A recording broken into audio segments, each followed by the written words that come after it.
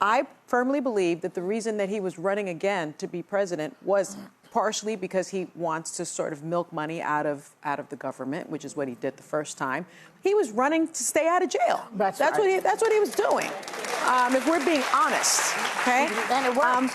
But let me say, the other thing I want to say is, you know, a lot of people are blaming Merrick Garland and saying, why did he take so long? And they're blaming the Department of Justice. Why did they take so long?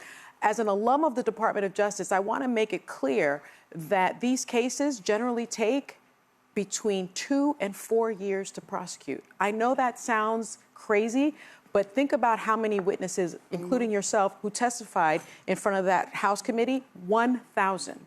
Yeah. When you are a prosecutor like Jack Smith and receive that case, you now have to re-interview those witnesses. You're not going to just take the paperwork and say, okay, Alyssa said this, so that's fine. You've got to do the work yourself. So between the House committee report being released, that was in 2022, they were gearing up against all of this pressure from the other side, appeals, motions, so what can Jack legal Smith practice. do now? Well, now what he has done is he's withdrawn the cases.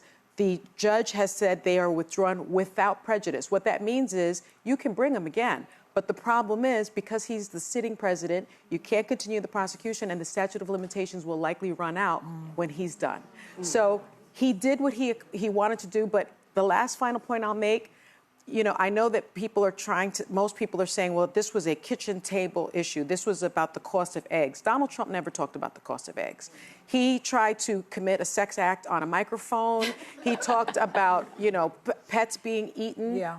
But when the exit polls were taken, the 92% of black women that voted for the vice president said that the #1 issue for them was January 6th and the fall of democracy. Yeah. So there were some voters that felt that that was very, very important.